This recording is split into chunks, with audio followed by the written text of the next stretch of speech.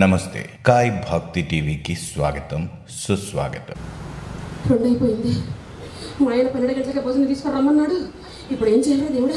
బాగా ఆలోచించి ఒక గిన్నె తీసుకుంది, అని బియ్యం పోసింది, అందులో ఇంకో గిన్నె తీసుకుంది, కందిపప్పు పడేసింది, ఇంకో గిన్నె తీసుకుంది, ఉల్లిపాయ ముక్కలు పచ్చిమిరపకాయ ముక్కలు ఇవన్నీ వేసింది. ఈ గిన్నెలన్నీ గంపలో పెట్టుకుందండి. వాళ్ళ ఆయనకి భోజనం తీసుకొని వచ్చేస్తుంది. వస్తూ ఊరికే వచ్చిందా? సినిమాకి వెళ్ళింది కదా, కొత్త సినిమాకి. అందులో గంప ఎక్కడ పెట్టుకుంది, పాట పాడుకుంటూ వస్తుంది. సినీ ప్రపంచం కదండి. పట్టు చీరలు కట్టుకున్నా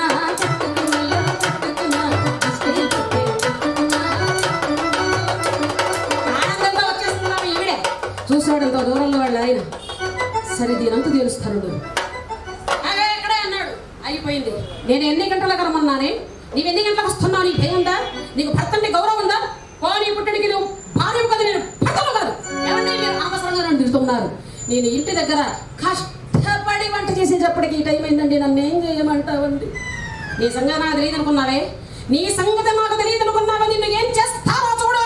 పైకెత్తాడంతే. ఏమండి మీరు నన్ను కొట్టడానికి వస్తున్నారు. నేను మహాపతివ్రతను.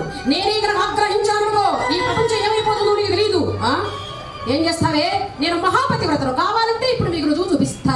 ఇప్పుడు నేను వండిన పదార్థాలన్నీ పచ్చి పదార్థాలైపోగానే అని పడేసింది కింద.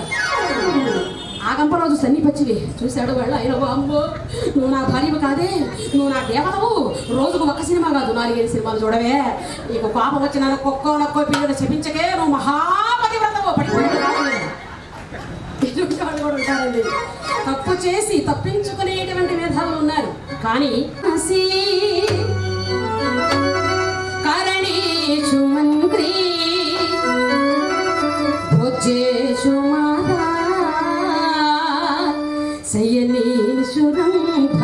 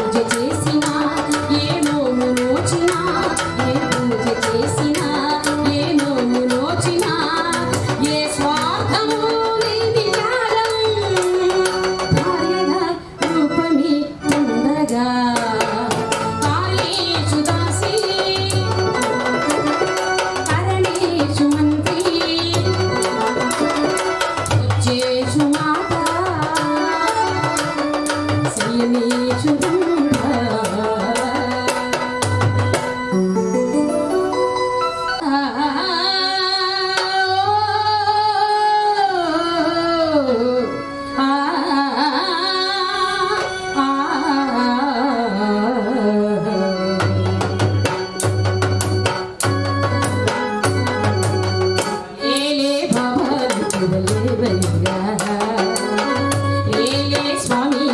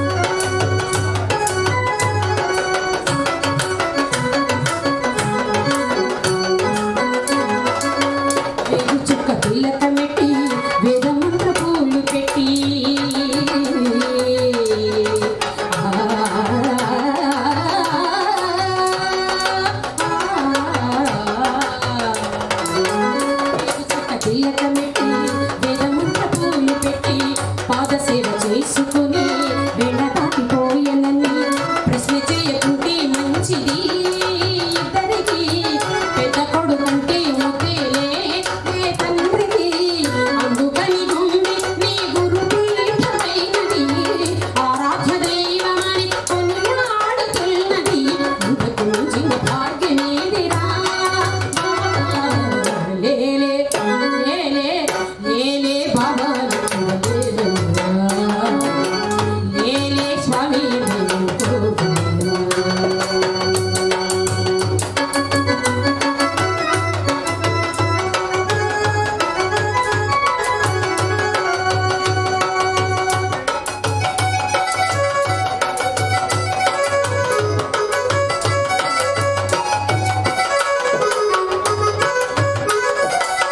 నీలకంఠ స్వామిలో నిండుకున్న జ్యోతివై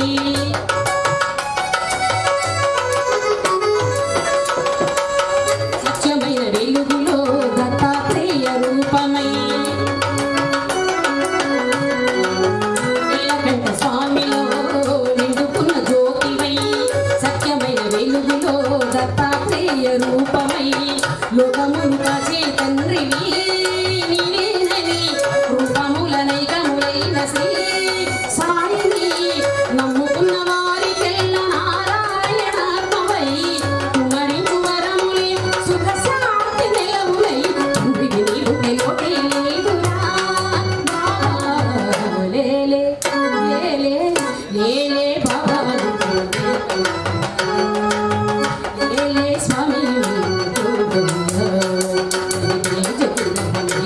నీ శరణు కోరుతూ శరణులను చేరక తల్లుకు తీసిరా లేలే లేలే బాబా లేలే స్వామి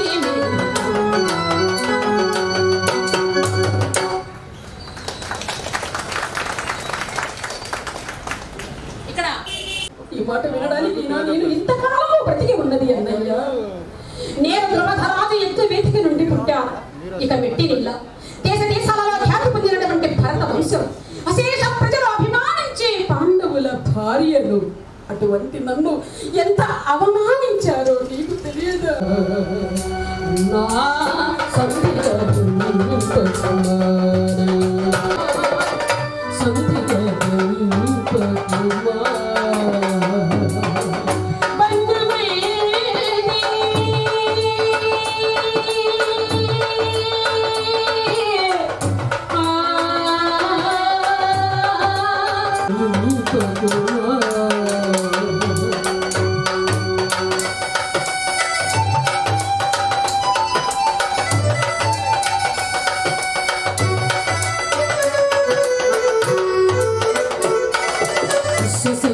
వింత వింతలుగా తునయలై కనబడి ఉండగానే విశ్వసేను వింత వింతలుగా తునయలై కనబడి ఉండగానే ఔరవత్త చునిపీనందున కన్నార ధర్మజుడనే అన్నా సంధిగటి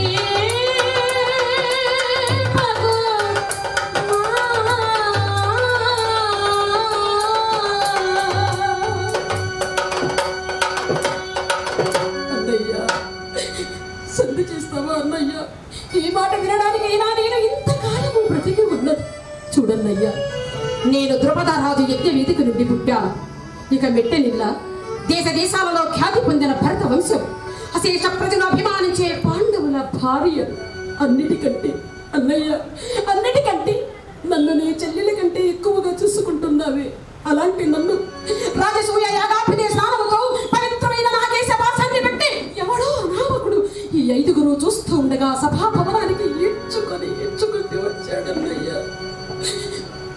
కుల స్త్రీని ఎవడైనా అలా చేస్తాడా అన్నయ్య పైగా అప్పుడు నేను ఏకవస్తాను ప్రజస్వలా దశలో ఉన్నటువంటి నన్ను అదృష్టపు శాసనుడు సభాభవనానికి ఈడ్చుకొని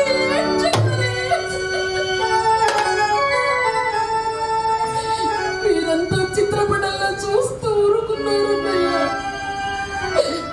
చివరకు నన్ను వివస్త్రణ చేయడానికి పూనుకున్నారు కదా అన్నయ్య ఆ సమయంలో నిన్ను నేను వేడుకోకపోయి ఉంటే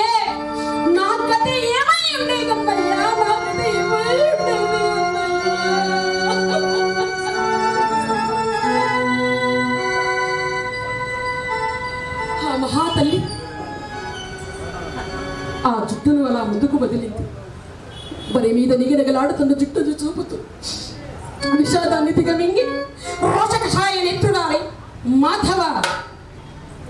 ఆ దుష్ట దుశ్శాసనుడి చేతిలో తెగిపోగా మిగిలిన ఈ కేశపాసాన్ని వాడి రక్తంలో ముంచి ముడివేయాలి. నా తొడపై కూర్చుతో సైగ చేసిన ఆ దుర్యోధనుడు తొడల రెండు విరిగి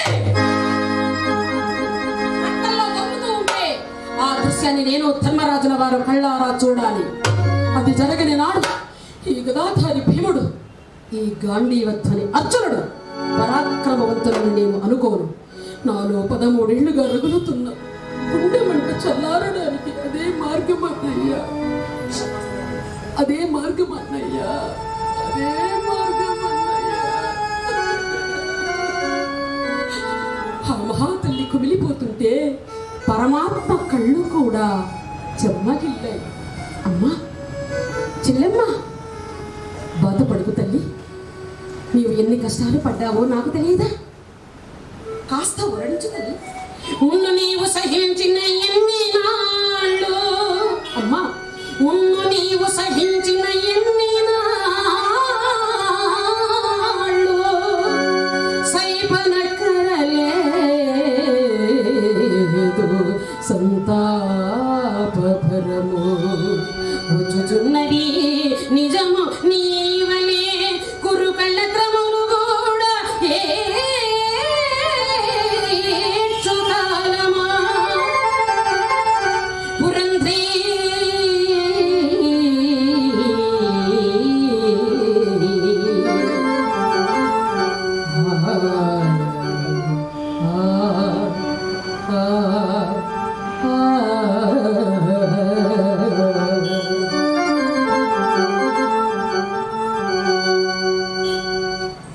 మహాతల్లి ద్రౌపదీదేవిని ఓదార్చి స్వామివారు ఎల్లరికడ చలవంది జలదాక్షుండు మరునాడు అరుణోద ఎప్పుడు శైభ్య సుగ్రీవ మేఘ పుష్పవరాహనంబడు గుర్రములను వచ్చి వైనతేజం ధ్వజం వెత్తి ధారకుడు తెచ్చిన రథంబు. ధారకుడు తెచ్చినటువంటి ఆ రథాన్ని ఎక్కి అలా బయలుదేరుతున్నటువంటి సమయంలో స్వామివారు రాయబారిగా బయలుదేరుతున్నాడు అనేటువంటి వార్త ఆ పరిసర ప్రాంతాలందరికీ తెలిసిపోయింది.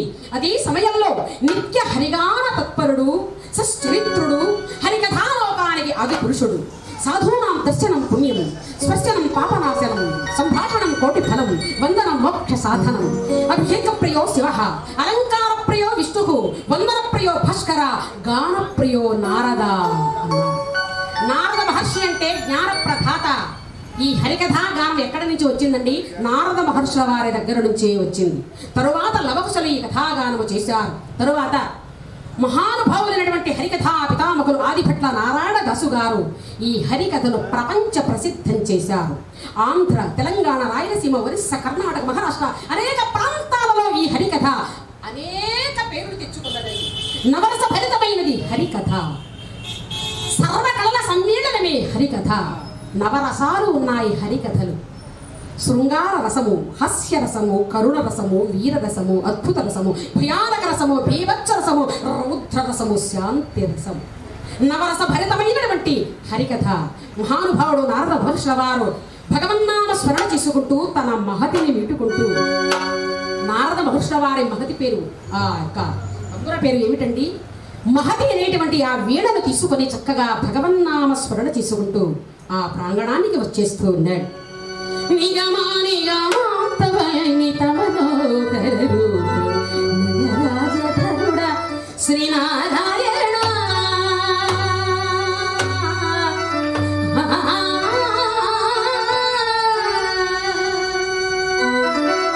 నిగమా నిగమా తవని తమనోదరు రాజధరుడ శ్రీనారాయణ నారాయణ శ్రీమన్నారాయణ హరిహరణ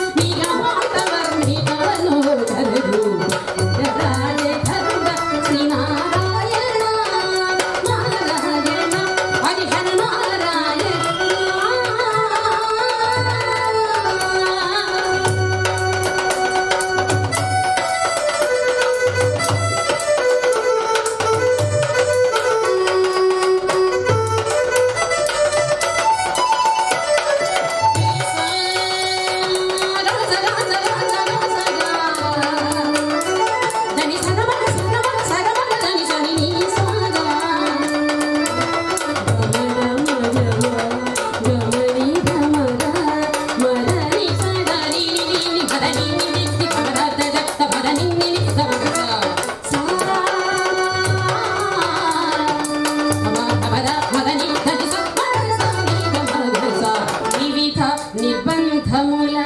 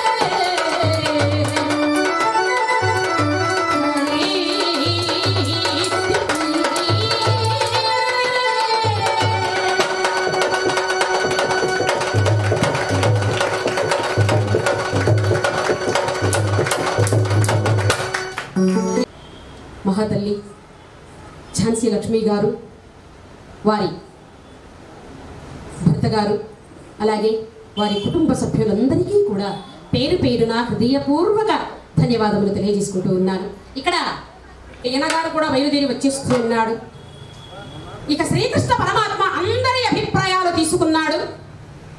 ఇక బయలుదేరి వచ్చేస్తూ ఉన్నాడు రాయబారిగా వస్తున్నటువంటి ఆ యొక్క శ్రీకృష్ణ పరమాత్మ అలా చక్కగా బయలుదేరి వస్తూ ఉంటే ఈ వార్త ధృతరాష్ట్ర మహారాజుకు తెలిసిపోయిందండి. వెంటనే దుర్యోధనుడు పిలిచాడు. నాయనా సుయోధన, ఎక్కడున్నావు తండ్రి? నాయనా, తండ్రి గారు నేను ఇక్కడే ఉన్నాను. నాయన సుయోధన వచ్చావా? శ్రీకృష్ణ పరమాత్మ మన దగ్గరకు రాయబారిగా వస్తున్నాడు నాయన. కాబట్టి తెల్లవారేసరికల్లా నగరమంతా శోభాయమానంగా అలంకరించండి. కస్తూరితో అలిగి కర్పూరంతో ముగ్గులు పెట్టించి కుంకుమతో గోడలు పూయించండి నాయన. శ్రీకృష్ణుడికి సంగీతం అంటే చాలా ఇష్టం. కాబట్టి సంగీత నృత్య నాట్య కోవిదులలో అగ్రగణ్యులైన అందాల తారలను అడుగడుగునా నియమించు నాయన. అలాగేనా నాయన? సరేనా? అలాగే తండ్రి. పనులన్నీ చేయిస్తున్నాడండి దుర్యోధనుడు. స్వామివారి రథం రానే వచ్చేసింది. నర్తకీములను స్వామివారికి పువ్వులు చల్లుతూ ఆనందంతో ఉత్సాహంతో అలా ఎదురేగి ఆహ్వానిస్తూ ఉన్నారు. జోహారు సిఖిపేంచ మూడి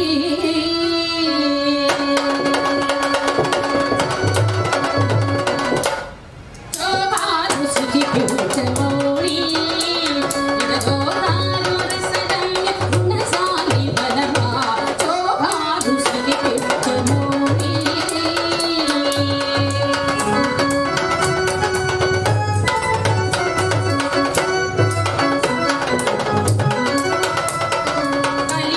చూపులతో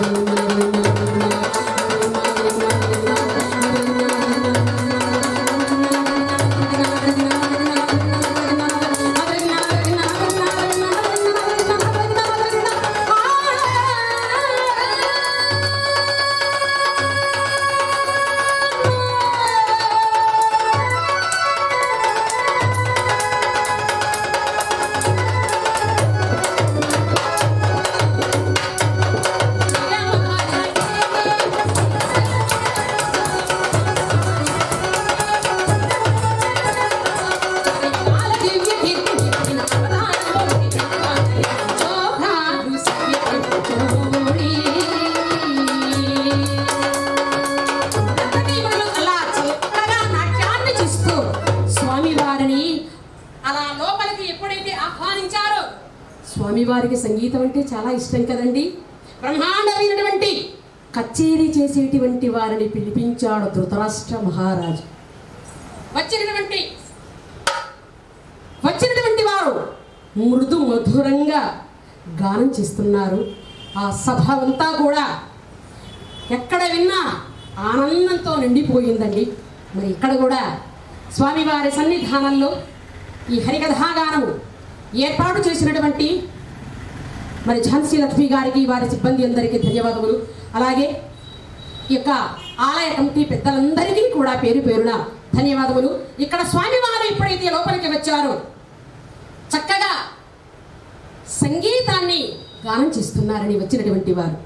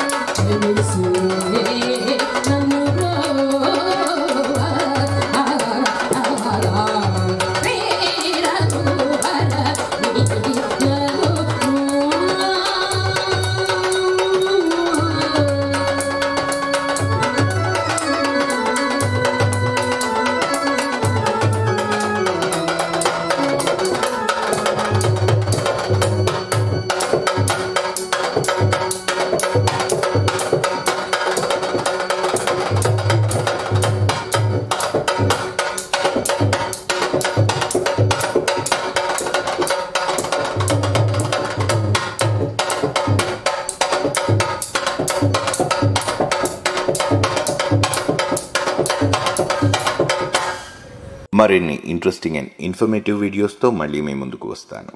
మరి ఆ వీడియోస్ కొరకు మా ఛానల్ని సబ్స్క్రైబ్ చేసి డైలీ అప్డేట్స్ కోసం ప్రక్కనే ఉండే బెల్ సింబల్ని ప్రెస్ చేయండి.